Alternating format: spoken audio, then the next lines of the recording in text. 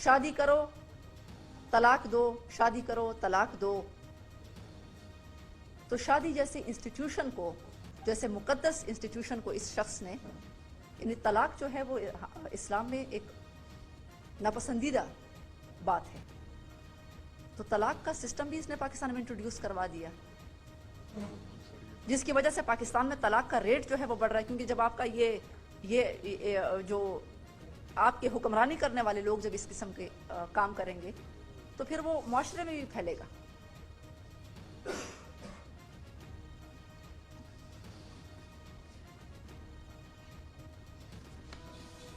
اچھا، مجھے جیسے کہ میں نے کہا کہ مجھے بہت سارے لوگوں نے کہا کہ آپ بات کرتی ہیں. پی ٹی آئی جو ہے وہ جب 2018 میں جب میں نے پریس کانفرنس کی اس سے پہلے 2017 میں، تو مجھے اور پوری پاکستانی قوم کو پتا تھا کہ وہ اسٹیبلشمنٹ کے کندھے پر بیٹھ کر عمران نیازی اقتدار میں آ رہا ہے.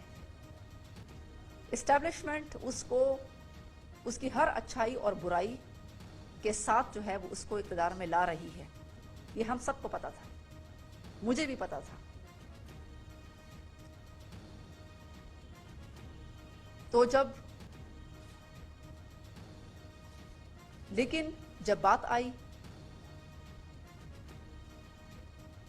حق اور سچ بیان کرنے کی، تو الحمدللہ مجھے اس بات پر فخر ہے کہ میں نے نہ مفادات کا خیال کیا، نہ شخصیات کا خیال کیا، اور میں وہ حقیقت قوم کے سامنے لے کر آئی.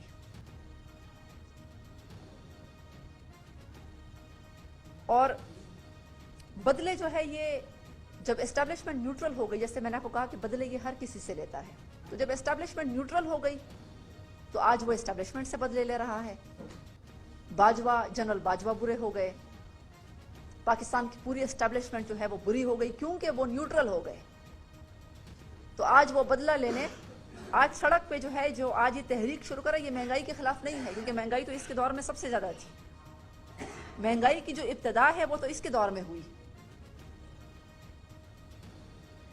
تو آج یہ سڑکوں پر اسٹیبلشمنٹ سے بدلہ لینے کے لیے نکلا ہے کہ مجھے دوبارہ اقتدار میں لے کر آؤ، اپنی دہشت گردی سے نمٹنے والی جو ذمہ داریاں ہیں اس کو چھوڑ دو اور سیاست میں آ جاؤ اور مجھے اقتدار کی کرسی پر بیٹھا دو. تو یہ جو سڑکوں پہ آ رہا ہے یہ صرف اپنے ذاتی اقتدار کے لیے آ رہا ہے، تاکہ یہ اور اس کا خاندان جو ہے وہ فائدے اٹھا سکے اور ان کے اثاثوں میں 200% اضافہ ہو. تو یہ بدلے لیتا ہے، اور اس نے اسٹیبلشمنٹ کو بھی اس لیے برا بھلا کہا، اس نے اسٹیبلشمنٹ کو بھی اس لیے گالیاں دی کیونکہ اسٹیبلشمنٹ نیوٹرل ہو گئی. کا بہت بڑا فضل ہے کہ اللہ تعالیٰ اس شخص کی گندی ذہنیت، اصلیت قوم کے سامنے لے کر آیا تاکہ وقت پر ہم اس شخص سے جان چھڑا سکیں. میں سپریم کورٹ کے چیف جسٹس سے کہتی ہوں کہ آپ میرا جو غداری کا مقدمہ ہے اس کو لیں، وہ اپلیکیشن آپ کے پاس پڑی ہوئی ہے. آپ اس کے اوپر آپ اس شخص کے اوپر تاحیات پابندی لگائیں، آپ عمران نیازی کے اوپر سیاست سے تاحیات پابندی لگائیں. یہ شخص مورلی کرپٹ ہے، یہ شخص فائنینشلی کرپٹ ہے، یہ پارٹی فورن فنڈڈ بھی ثابت ہے، اور یہ پارٹی جو باتیں ہم اس کے بارے میں آ رہی ہیں وہ پاکستان کے آئین میں، پاکستان کے قانون میں اور اسلام میں وہ چیزیں حرام ہیں. یہ شخص نااہل ہے کسی بھی سرکاری عہدے کے لیے، کسی بھی عوامی پبلک آفس کے لیے. تو میں چیف جسٹس آف پاکستان سے کہتی ہوں کہ عمران نیازی پر تاحیات پابندی لگائی جائے. یہ پاکستان کے لیے مورل رسک ہے، یہ پاکستان کے لیے سیکیورٹی رسک ہے، یہ پاکستان کے لیے اکنامک رسک ہے. یہ شخص، اس کو تو ہم باہر بھی نہیں بھیج سکتے کہ باہر لندن چلے جاؤ، کیونکہ یہ ایڈورڈ سنوڈن بنے گا. ایڈورڈ سنوڈن، اگر آپ نے اس کا نام سنا ہو تو ایڈورڈ سنوڈن وہ ایک امریکن تھا جو سارے سیکیورٹی راز لے کر جو ہے وہ چلا گیا دوسرے ملک. تو ہم اس کو تو ہم باہر بھی پاکستان سے نہیں بھیج سکتے. تو میں چیف جسٹس آف پاکستان سے کہتی ہوں کہ اس کے اوپر تاحیات سیاست پر پابندی لگائی جائے، پی ٹی آئی کو بند کیا جائے، پی ٹی آئی کو بین کیا جائے، اس کو الیکشن کمیشن سے ڈی لسٹ کیا جائے، پی ٹی آئی کو ایز اے سیاسی جماعت اس کو ختم کیا جائے، کیونکہ یہ جماعت جو ہے یہ ٹیررزم کی سپورٹ کرتی ہے. آپ نے اس کے پچھلے سٹیٹمنٹس دیکھے. پی ٹی آئی جو دہشت گردی آج ہم دیکھ رہے ہیں, تحریک طالبان کی دہشت گردی ہم دیکھ رہے ہیں, یہاں پر جو پاکستان میں دہشت گردی کے واقعات دیکھ رہے ہیں, یہ اور جو فوج کو یہ اپنے کام سے نکال رہے ہیں, اس وقت توجہ ہٹا رہے ہیں, یہ جماعت دہشت گردی کو سپورٹ کرتی رہی ہے. دہشت گردوں کو یہ فیور کرتی رہی ہے اس کے سٹیٹمنٹس میں. یہ پارٹی فحاشی اور بے حیائی کے ذمہ دار ہے. یہ پارٹی جو ہے یہ پاکستان کے معاشی زوال کی جو ہے وہ ذمہ دار ہے. تو اس پارٹی پہ فوراً اس پارٹی پہ مکمل پابندی لگا دی جائے, اور یہ گندا پودا ہے, اور اس گندے پودے کو, اس گندگی کو پاکستان سے جڑ سے اکھاڑنے کی ضرورت ہے. شکریہ.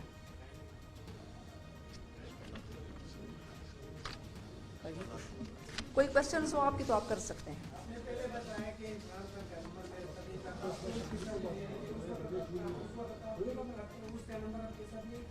نہیں, میرے پاس ان کا نمبر نہیں تھا. انہوں نے میرا نمبر کسی سے لیا تھا, اور پھر انہوں نے مجھے میسج انتظام کیا ہوتا ہے خواتین کے لیے کہ وہ بناؤ سنگھار کریں مفت میں, اور تاکہ اس سے پھر لڑکے آئیں, پھر وہ رش جو ہے وہ ان کے دھرنوں اور جلسوں میں بڑھے.